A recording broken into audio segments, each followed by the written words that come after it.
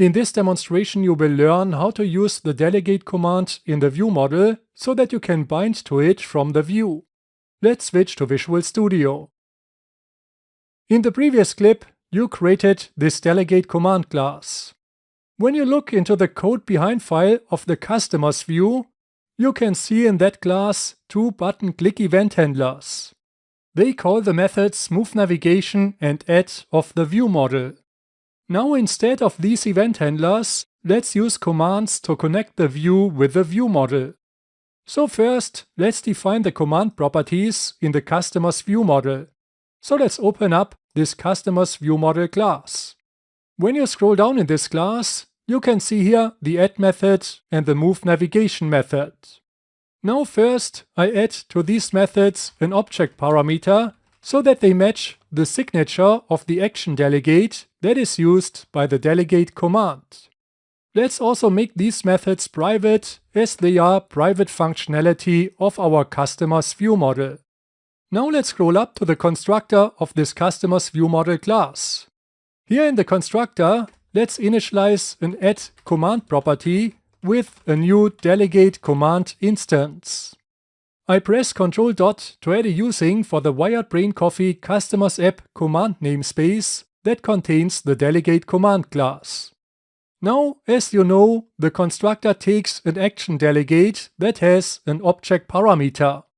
As we have defined exactly this signature on the add method, you can directly specify the add method as a constructor argument.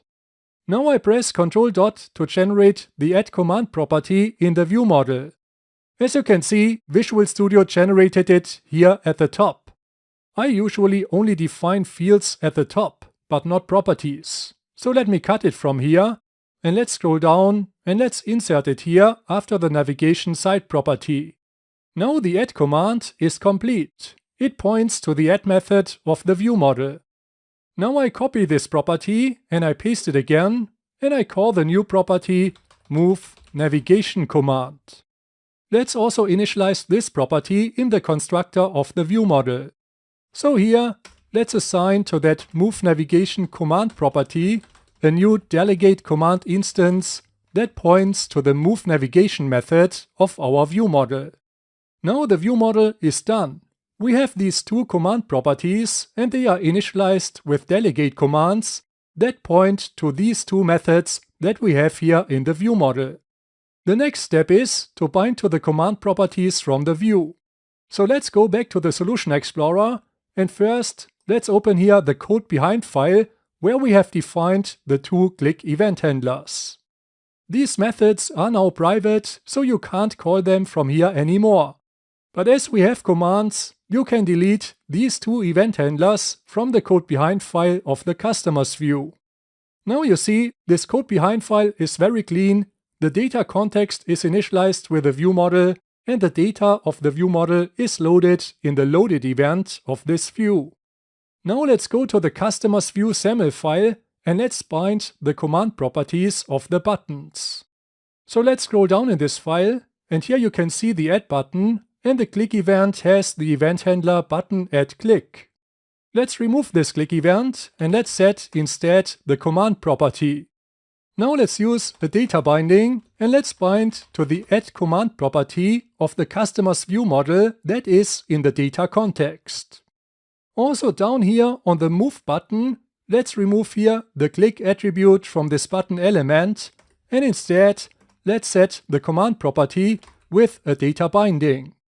In this case, let's bind to the move navigation command property of the customer's view model that is in the data context. Now you are done, let's run the application and let's see if this works. First, let's click here on the move button and you can see the navigation is moved to the other side.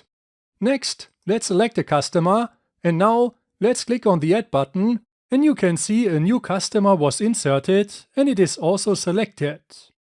Now you have successfully replaced the event handlers for the add button and for the move button with commands in the view model.